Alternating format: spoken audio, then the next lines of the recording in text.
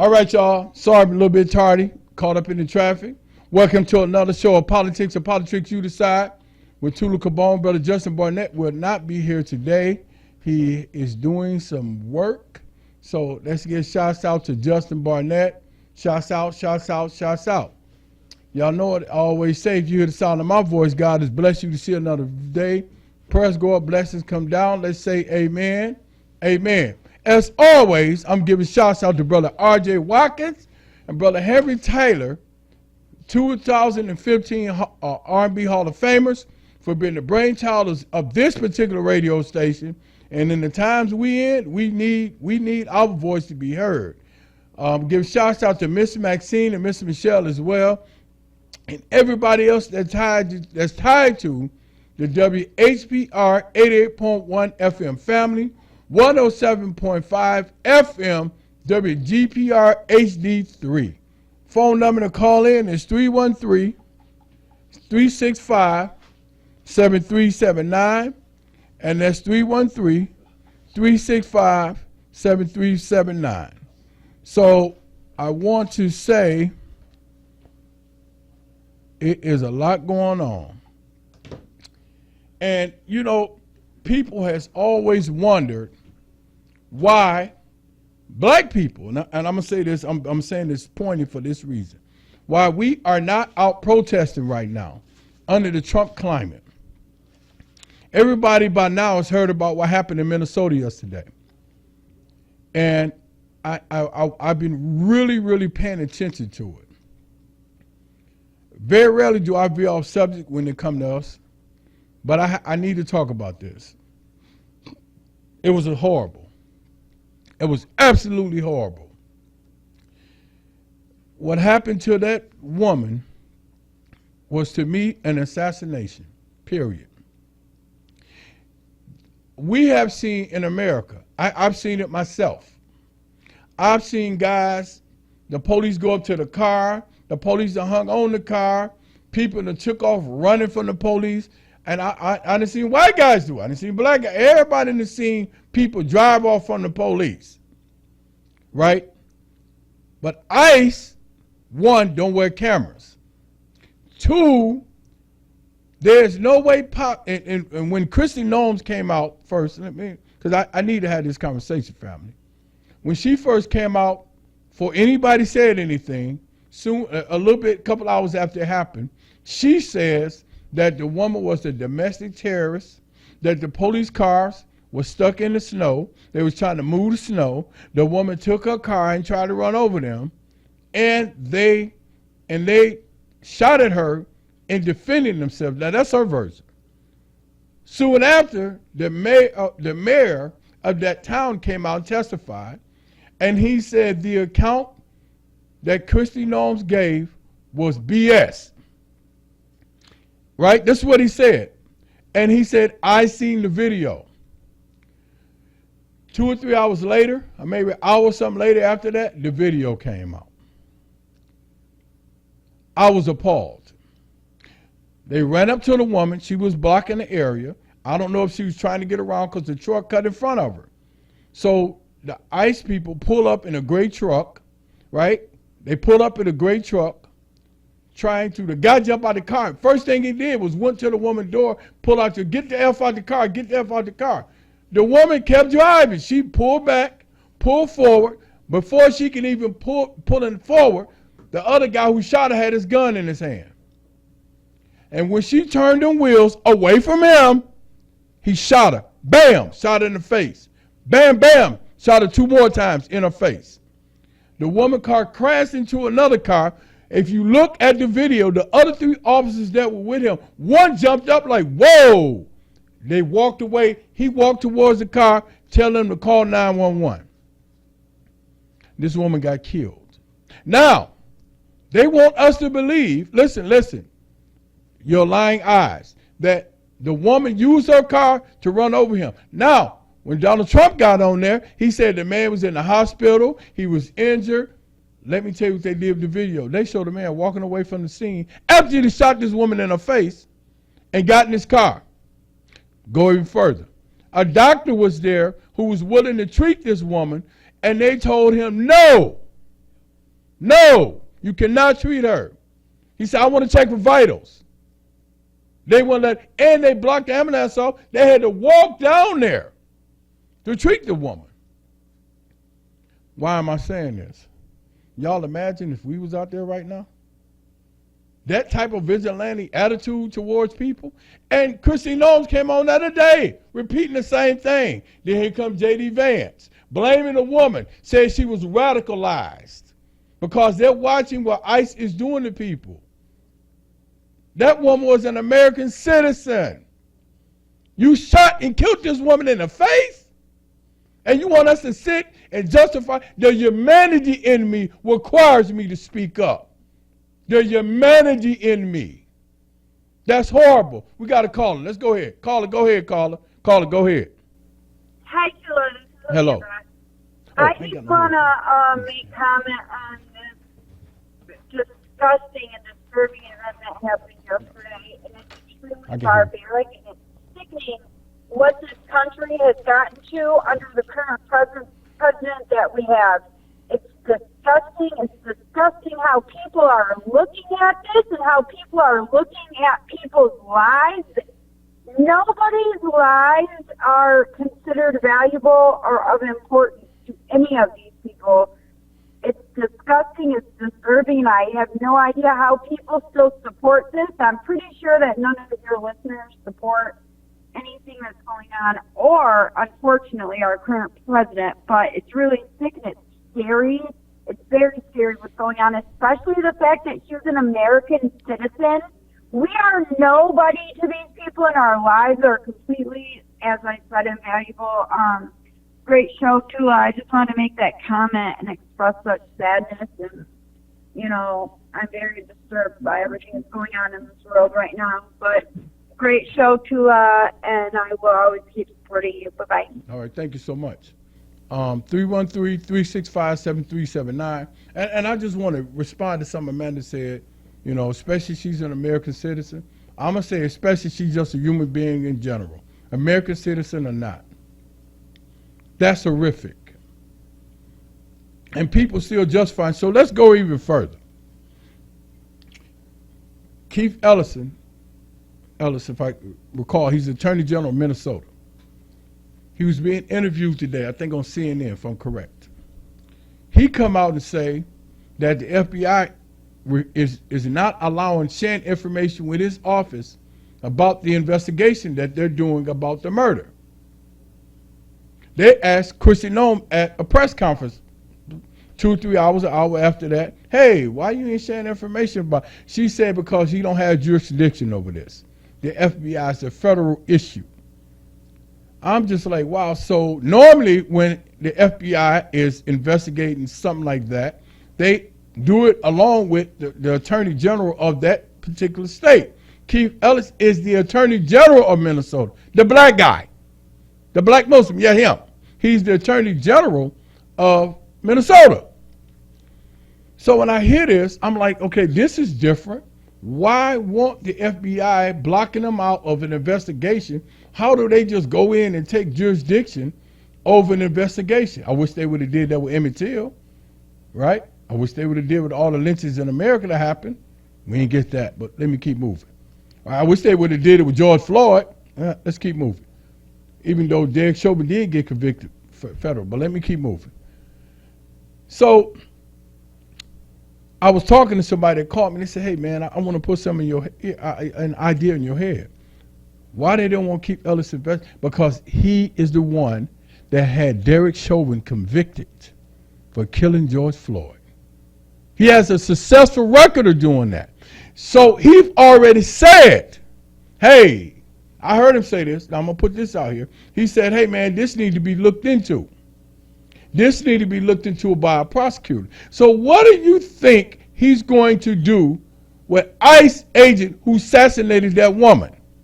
He done already convicted Derek Chauvin. Now, let me be more clear. You done had professionals come on. There's police, there's former police chiefs. Police came on. They said there was no way possible. First of all, they teach you not to stand in front of a vehicle because the vehicle is used as a weapon. This guy, when the man went to pull the door, listen, pay attention, y'all. The man already got his gun drawn before the woman even hit the pedal. And he shot that woman in her face. And guess what they're thinking? They're going to be prosecuted. So J.D. Vance come out and say, oh, well, he don't have jurisdiction over that. When have a state been able to prosecute a federal case like that? And if they do prosecute him, the judge is going to dismiss it. No, he's not.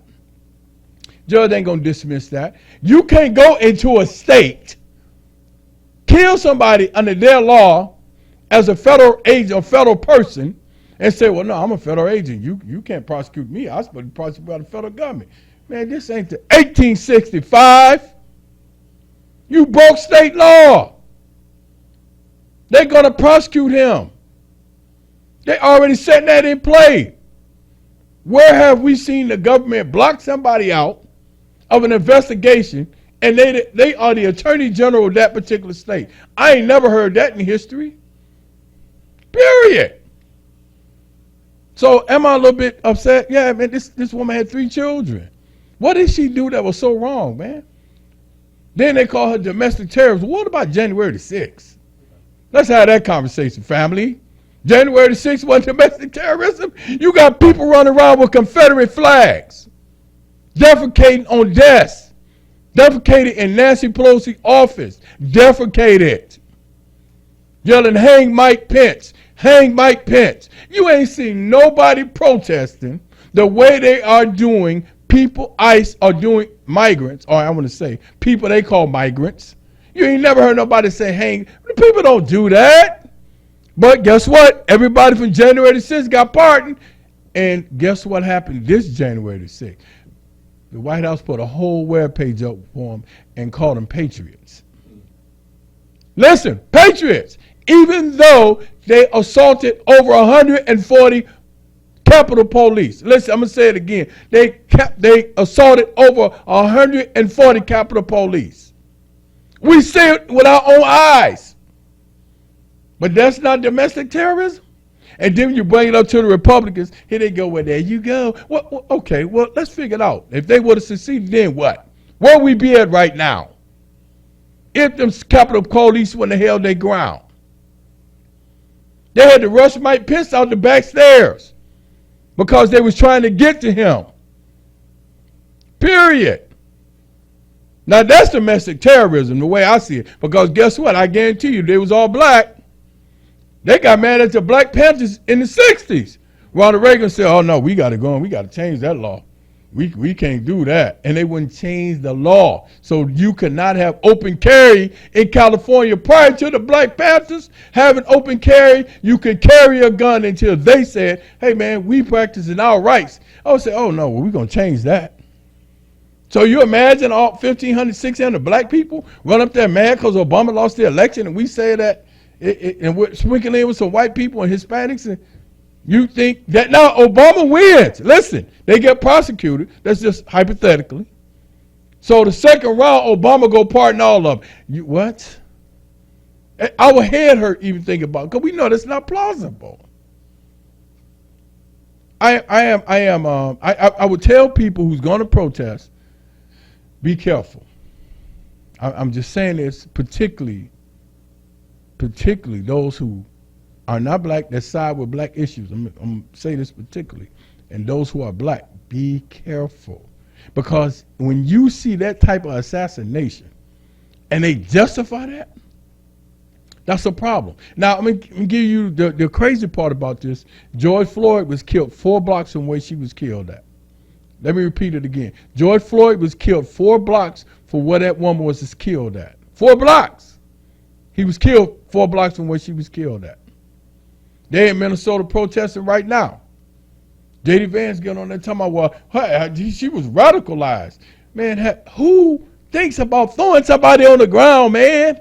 You're arresting people who's going to court to get their citizenship. I ain't going out there to pick no fruit up in no field. I ain't picking no corn. I ain't picking no beans. Them people are doing that. Okay, if they're illegal, then get them away to get legal status. You ain't have no problem because you eating the peas. I bet you ain't throwing the peas in the garbage They making? Or you saying I'm gonna evaluate my peas? Or there must be somebody legal pick those. Don't bring those to the table. No, bring them to the table. So we have to have a balance, man. I mean, when I seen that woman get assassinated, the humanity in me made me have this conversation. And to know that they're hiding, or I'm going to say hiding, they're not cooperating with the Attorney General of Minnesota to share the information. They blocked him out of the investigation. Why? We ain't never heard in the history of the United States them doing it. I haven't. I've never seen that. Now, I've seen or heard of what the FBI take lead of an investigation, but I ain't never heard them blocking the Attorney General completely out of it because they know he got a successful record. And he prosecuted Derek Chauvin to the full extent of the law. But if you think that they're not going to prosecute that guy who shot that woman in the face, and they think that under the Trump administration that a federal jurisdiction is going to get him out of that, that's not going to happen. That's not going to happen. I don't even know why they think that. What they going to do, have somebody going to argue to the judge, oh, this is a federal issue, Your Honor. He don't have a right. They don't have a right to prosecute him. Where they do that at? You imagine a black officer would have did that and going and argue that, yeah, Your Honor, no, you can't prosecute me. I'm under the federal statute. I'm under the federal government. Man, he'll be sitting in Rikers Island somewhere, Jackson. He'll say, oh, you believe that? Okay, watch this. We finna give it to you. That don't make sense. So, man, I just really, man, I'm so sad by it, man, because it was only, the woman was leaving. This woman's dead. I couldn't even imagine somebody doing that to my mama. Oh, my God. I just can't even imagine that. She had 3 children, and they shot her in the face. This goose shot her point blank in the face. Coming to find out, they did, CNN, MSNBC, said he'd been on the force 10 years. So he knows better. But you're going to stand in front of her car. That's like if your girlfriend tell you, you see it's a hostile situation. Now, let me give it here. And then we're going to move to the video. I want to go to another subject. Imagine if you was a gun carrier, right? So y'all trying to leave from the hostile situation. 2 of your friends jump out the car. One of them walk up to the car. The woman, your girlfriend, we're going to say your girlfriend or boyfriend. We're going to boyfriend or girlfriend. We're going to go this way. Go up to the one and try to snatch the door open and tell her, get the F out the car. You take your gun, walk in front of her car while she's backing up and moving. You take and shoot her 3 times in the face. What you think will happen to you? You really think you're going to go in and argue? Well, she was trying to hit me with the car. That's what happened. They're going to say, oh, for real? Put your hands behind your back. Why did you even stand in front of the car? Now questions become rational. Why did you stand in front of the car? What was you thinking about? Why did you even walk up to why didn't you just tell her to leave? Why did you have to go snatch her door open? Why did your friend go? They're going to charge all y'all with that murder. Period. It was already hostile. Why didn't you just say, move your car?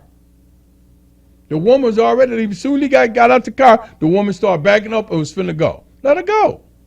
Like they always do. He shot her. If he was a regular citizen, he would be in jail. Period. So I just want to share that. Shouts out to her family.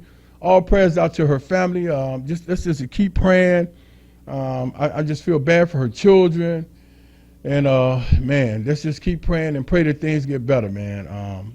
It's never good to watch somebody be murdered. We come from a history, meaning we African Americans, we come from a history of murder. Our ancestors being murdered, no type of justice. So let's pray that justice is done. All right, let's go to the video, y'all. We got another video. Firecracker. We with Sister Jasmine Crockett. We finna set it off. Pay attention to what she say. Thank you. Jasmine Crockett reveals white supremacists are threatening her and coming to her office. Put it up for a mass. Courtesy of the commander-in-chief, by the way.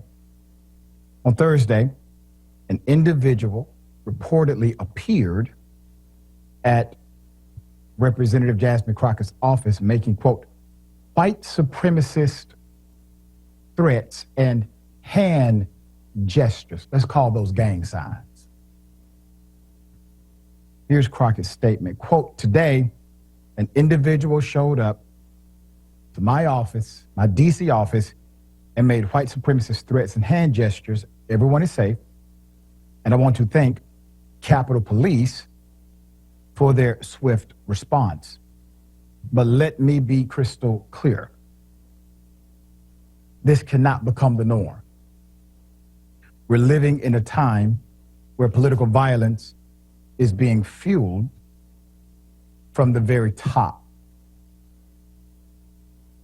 When the President of the United States spreads hate and lies, and then he targets his political opponents when he openly calls for the death of sitting members of Congress, he is putting a literal target on our backs. The president should be committed to unity, not more division. She goes on to say, quote, some folks have questioned why I need security. This is why.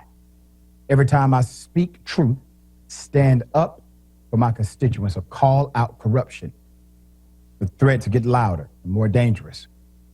I will not be intimidated. I will not be silenced. I will continue to show up for the people of Texas' 30th Congressional District. But we cannot pretend that this is normal. When leaders promote hate, hate shows up sometimes right at our door. So Crockett's statement comes shortly after Donald Trump said nearly half a dozen Democratic lawmakers should be punished by death. He called it seditious behavior on social media in response to a video that encourages the military to follow the law. And by encouraging the military to follow the law, these Democrats reminded them that they have a duty, an obligation, not a choice, not an option, not a consideration, but a duty and obligation to refuse illegal orders. That's it. Sometimes people have to be reminded of the law, especially when you have a lawless individual in charge of the outfit. And because they were reminded of the law, the person who was lawless decided to threaten those elected representatives to death, giving you a clear indication to his, well, illegal stance. There's more. Some of those Democratic lawmakers would talk about the threats they've received since Trump's, well, threat. Here it is.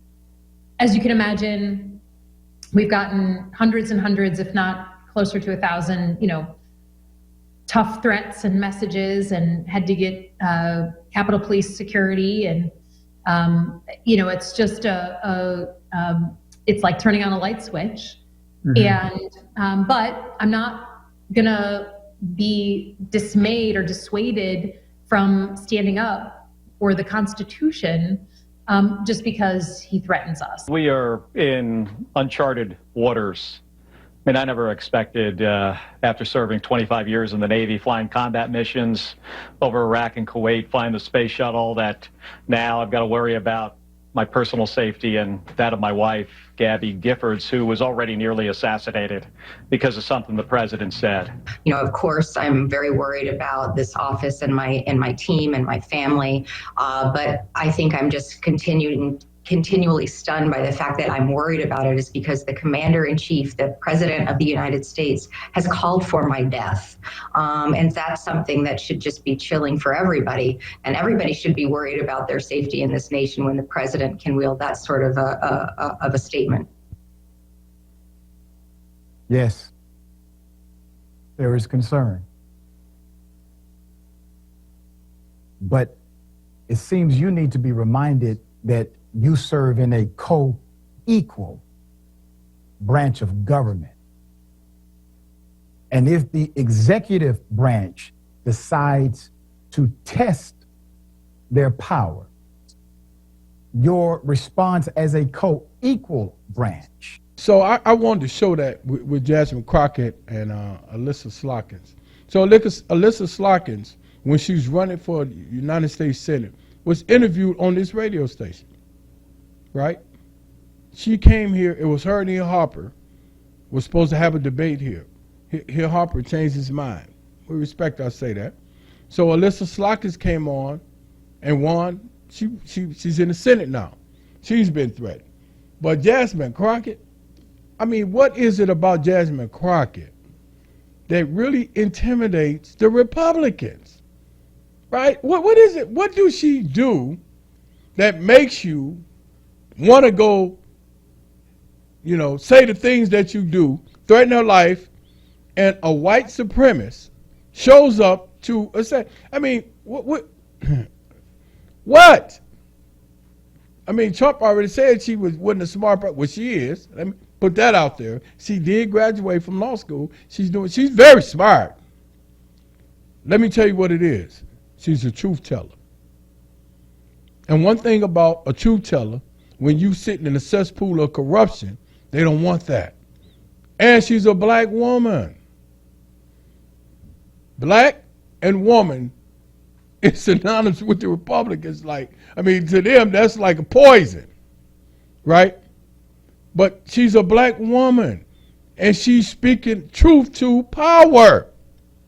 Every time they attack her, and I go back to listen to what she said, I said, well, what did she say that was so offensive? Because they don't want her to have that type of strength and bravado, to have that type of courage to say the things she said. Go Jasmine, go Jasmine. That's what I'm saying. We need her out there. We need her to speak truth about us to them, because they fall asleep on the things they have done to us. Period. She's running for Senate in Texas. And they say, well, she won't win. Well, Jasmine Crockett is a strong advocate for her constituents, regardless of what race they are. She's speaking true about us, but they love her in Texas. She's a firecracker. I've said on here numerous times that the Democratic Party disrespects her. And I'm going to say that unequivocally, right? Because when they talk about leadership, Jasmine Crockett is not somebody they mention. They mention two people of the progressive leadership, Cortez, and they talk about Bernie Sanders. Facts. Alexander Cortez, that's AOC. That's it. And Bernie Sanders. They don't say, well, Jasmine Crockett is up and coming in the Republican Party. The Democratic Party. They don't say that. Why?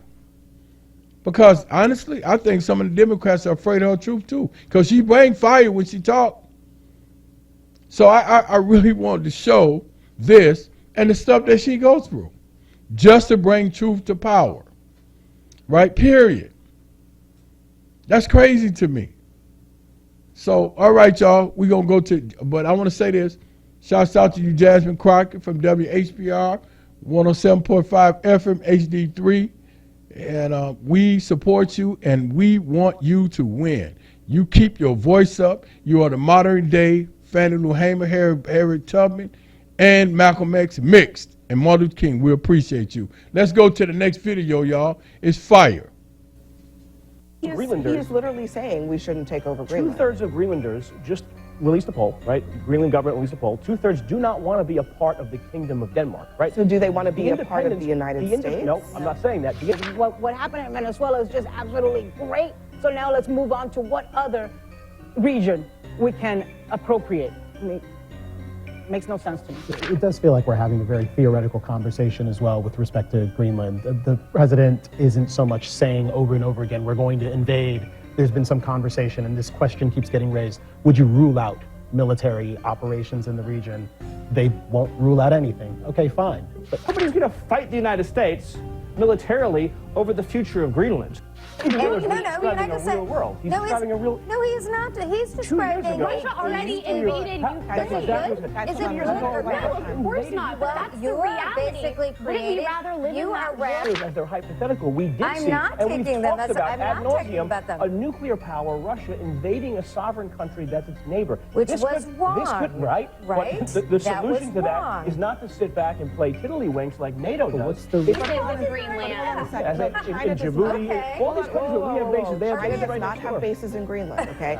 We have They do bases in not. Greenland. They We operate. No, they do not No, have they bases. don't. hard. We need Greenland from a national security situation. It's so strategic. Hello, everybody. Guys, we got Humpty Dumpty falling off the wall again, along with the Stepford wife. Let's get into this segment and we'll talk about it. Greenland. Is it the next target in President Trump's vision for a new world order? Well, tonight, as the Trump administration takes a victory lap after the capture of Venezuela's leader, Nicolas Maduro, the White House now says that Trump is discussing a range of options to acquire Greenland and make it clear using the military is not off the table for them. A source tells CNN that Secretary of State Marco Rubio also told lawmakers this week that the administration is even considering buying the region. Now, Greenland is an autonomous territory of Denmark, a NATO ally. It's rich in natural resources like oil, gas, and rare earth minerals, and it's in an area that Trump has long set his sights on, with a renewed interest in the days following the U.S. military strike in Venezuela.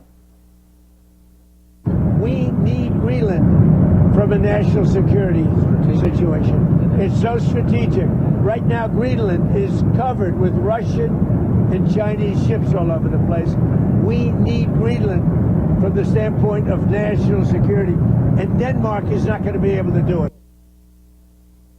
Now, Trump's top White House advisor is doubling down on the administration's ambition for Greenland and even suggesting that the U.S. is simply entitled to it.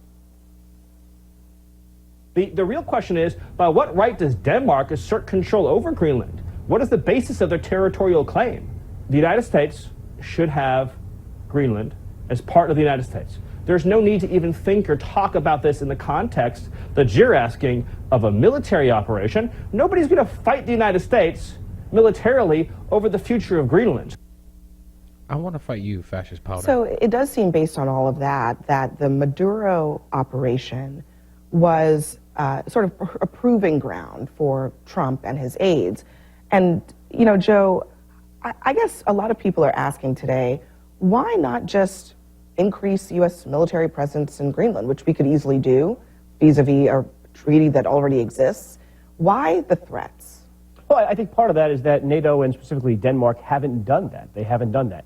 I think one of the interesting things I'm talking about this, U.S. military presence. My not NATO point is, presence. I think the interesting thing is that while Democrats are up in arms about what Trump said vis-a-vis, you know, throwing the idea of military intervention out there, none of the Democrats are actually challenging the premise that Greenland is a strategic asset that should be perhaps in the United States' control, or that it would be a great benefit to the national security, right? Greenland's a vital part of the GIUK. A lot of people are questioning that premise, though. Yeah, Really? So you're saying that if Trump acquires Greenland, are you saying that if Trump acquires Greenland, the Democrats will give it back? So Ruben Gallego, he is introducing a resolution to block Trump from invading Greenland. He says, wake up, Trump is telling us exactly what he wants to do. We must stop him before he invades another country. But he's not saying we shouldn't take over Greenland. Look, two-thirds of Greenlanders... He is literally saying we shouldn't take over Greenland. Two-thirds of Greenlanders just released a poll, right? Greenland government released a poll. Two-thirds do not want to be a part of the Kingdom of Denmark, right? So do they want to be a part of the United States? No, I'm not saying that. The Independence Party in Greenland is the largest party. The largest bloc of voters are people who want to be independent. Why can't the Trump administration negotiate and acquire rights to Greenland? There's a long way between, you know, we want to have a closer relationship with Greenland. We want to stop China and Russia from having influence, and we're just going to take it because it belongs to us. That's a big leap. And I think, guys, let me know in the comments, what do you think about this? But doesn't all of this seem so suspicious? All of a sudden, we haven't even figured out anything about what we're going to do with Venezuela, and the Maduro regime is still there. It just doesn't make any damn sense. What's this haste for? To be talking about taking over another country? doesn't all of this seem so damn all of a sudden? Talked about going after Colombia. What was it? Cuba is next. What is it? New year, new me? What the F is going on? And again, I'm going to bring this up. How the F does this help with affordability here in the U.S.? Republicans kept saying 2026 is going to be the year, right? Like, these Republicans are so out of their damn minds. Like, this is what happens, guys, when the United States is under complete Republican control. Wars popping out of nowhere, massive tax cuts for the rich. Guys, they're not going to do shit about affordability. As you can see here, they're not focused on that whatsoever. They have nothing they're going to be able to, they're able to want to do for affordability. They just foundational to that party. They just do not care about middle class, lower income class Americans. So I don't know what this is all about. They're literally doing everything they can before midterms. I don't know. And you see how happy Lindsey Graham was on that plane? Listen, Greenland is very different from Venezuela. It's got very strong allies. Venezuela has allies and dictators like Ortega and Cuba, who are even more bankrupt than Venezuela is and who depended on them for oil. But Greenland does have allies and is part of a NATO treaty that would come to its defense. Frankly, I wish that, and if he really is going to purchase it, of course, it needs to be approved and appropriated by Congress, unless he's going to get Elon Musk and his pack of billionaires to pay for it, like they do for the ballroom. Let's see how much more they're willing to put up. But before he sets his sights on Greenland, it's not like the Venezuela thing is mission accomplished. Mm-hmm. If you remember, the famous George W. Bush term, right now, as we sit here, there are political prisoners in Venezuela. There are U.S. hostages being held by the Maduro regime, which is intact in Venezuela. So I don't know how you can say, oh, what happened in Venezuela is just absolutely great. So now let's move on to what other region we can appropriate. I mean, makes no sense to me. Yeah, that situation's certainly very much unresolved, but it does feel like we're having a very theoretical conversation as well with respect to Greenland. The president isn't so much saying over and over again, we're going to invade. There's been some conversation, and this question keeps getting raised. Would you rule out military operations in the region? They won't rule out anything. Okay, fine. But how serious an issue is this? I think the point you made, Abby, is precisely the right one. We have a military base in Greenland. If we wanted to put more things there, we could. The real question here is, for such a transactional presidential administration, why aren't they making better efforts to cultivate stronger relationships with Greenland, with Denmark, so that we can have a greater influence in the region? There is a totally reasonable aspiration to project more power into that region. The Russians and the Chinese want to be able to control the Arctic. We would prefer that it was us who's doing that. And I suspect that that's a lot of the reason for the Venezuelan operation as well. Well, he woke up one day and he wants to be James Monroe. Well, and not just that, but... This is why I call him Anna Kasparian in a costume. He always tries to, almost both sides every damn thing, no matter what it is. Well, I don't know if this is a big issue. He isn't overly talking about it. He wouldn't rule out putting troops on the ground. And he keeps saying, we need Greenland. Another one of these chance guys for the cult. It's only been 1 day since he went on this rant about Greenland. All right, y'all. Got one more video, but I wanted to show y'all that. So, why do we want Greenland? Now, at some point, United States has 17 to 14 Air Force bases or bases, military bases on Greenland. Greenland has said, hey, we willing to work with y'all.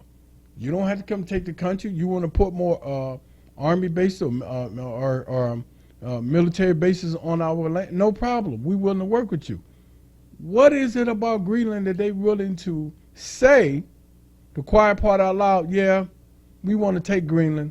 And today it came out that they're willing to pay, this is just what was marked, this is what was mentioned in the article, that it's alleged that Trump administration is willing to pay Greenland citizens $10,000 to every citizen that agrees that United States to agree that the United States should take over Greenland. Now listen, I want y'all to hear this. $10,000 for every citizen in Greenland that's willing to say they want the United States to take it. Now you imagine if you get that to your American citizens? $10,000 every citizen, right? That to me is interesting. So what is it? And if you're saying it's strategic, then you can go there and put a military base there. Now they did go and invade Venezuela. We know about that. They used the military, even though they said it was law enforcement. They are prohibiting. Now I'm gonna tell you, this is interesting because we need to have this conversation. They took 2 oil tankers, I think, 2 days ago. One of them had a Russian flag on it. Russia asked the United States not to take their oil tank. They did anyway.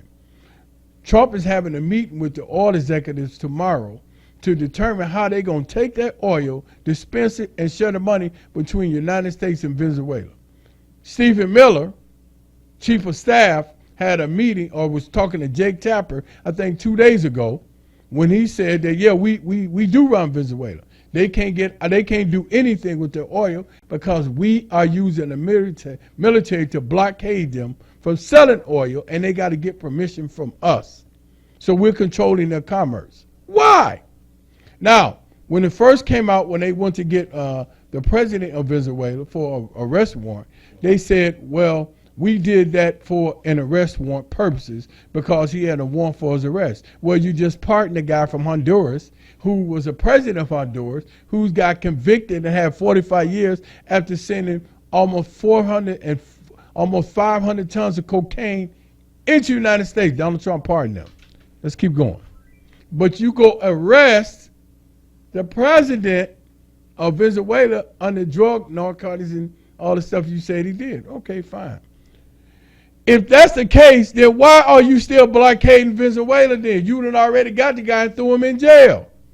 Because at the end of the day, it was about oil.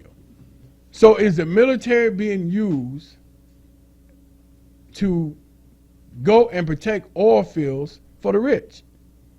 And this is just a question because a lot of people that joins the military, let's be honest, a lot of them are middle class or they're poverty stricken. So they go to the military for financial opportunities, to set a career, to have goals. And so I dig all that. So are they being used as toy soldiers? Are the people that's advocating for this stuff to go on, are they willing to send their children out to fight these wars? Let me say it again. Are they willing to send their family members to go get in the military and be on the front line to do the things they're asking military people to do? And it becomes a concern to individuals who believe in our military and people who's going to join our military in the future. These are things that we have to ask that's important, right? It's equivalent to Detroit taking the police department and going to West Bloomfield and taking over their area and taking over the field. And they got an oil field. Detroit said, we're going to take that, and we're going to stop y'all from making commerce. Somebody going to say, hold on, man. The Detroit police said, man, we ain't here for this. This ain't why we joined. But it's just something I want to share with y'all because it's important. All right, y'all, let's go to the next video. Let's fire.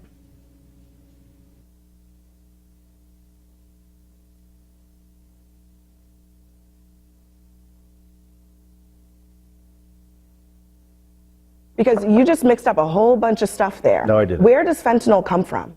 It comes from many places. Where does the where does 90% of the fentanyl that comes into? It was coming through the southern border. Where does it come from? In which the Democrats allowed. So where does it come from? The Democrats allow the southern border to be open. Does it come from Venezuela yes or no? not? In this video from CNN, is it possible that Abby Phillip has finally had enough of MAGA's propaganda, lies, and disinformation? In this clip, she goes toe-to-toe with a MAGA pundit named Harrison Fields, who I think is out of his league, but he does his best to steamroll the conversation as they discuss the situation unfolding with the orders around bombing these Venezuelan boats. Ana Navarro also joins the panel, and things get pretty heated. I'm going to have my opinions to add as we watch. As I do, that's what I'm doing here, and then I want to know what you think about it in the comments section. Let's roll it.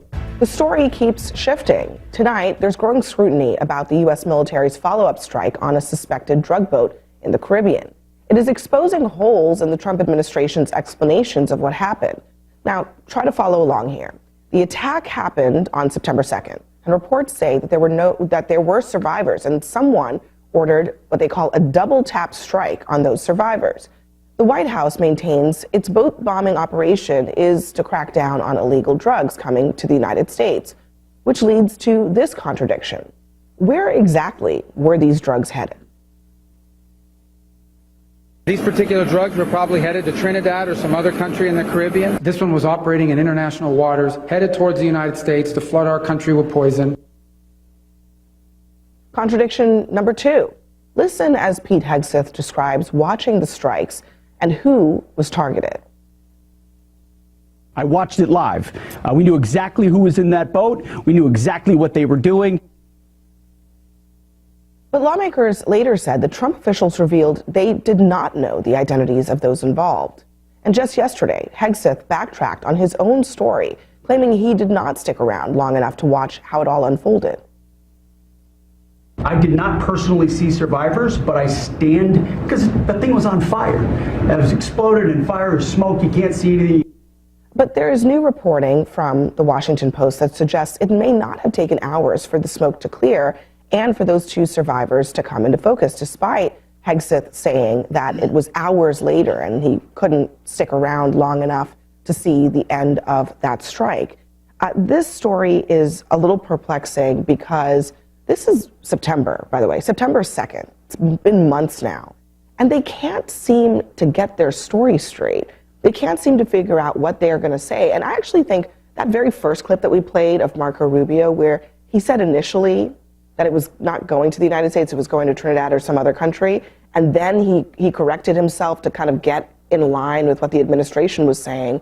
That's one of the most telling to me, that they know that they need to have a particular narrative about this, otherwise there would be some questions that perhaps Congress would raise. Well, the questions is that it's illegal if you know that there are survivors who are not a threat to anyone to then just go and kill them. So that's against the military law. So they have to make sure that that's not the narrative. Though they have to make sure that the ship isn't bombed, that they know that, and that they see people who are alive there, but like incapacitated. Not that they're there with a machine gun and trying to kill somebody else. You're not supposed to just kill the survivors. So they have to make sure that no one intentionally killed survivors. Now, what they're saying now is that the admiral, they are admitting, I believe, that there was a second strike, and that that was not Pete Hegseth's call. It was the admiral's call to say, uh-oh, the boat's not wiped out. There are people in there, and they can continue on forward. And so they're saying, look, it wasn't us. And look, you know what happens, Abby, especially when the camera comes on, right? Hegseth's on his old show, Fox and Friends, and he's like, I saw the whole thing. It's a human instinct to say I was there and I supervised it. And did he, didn't he? I don't know. It's probably easy to tell whether Arthur, he really was. He should have watched the whole thing. He's the Secretary of Defense.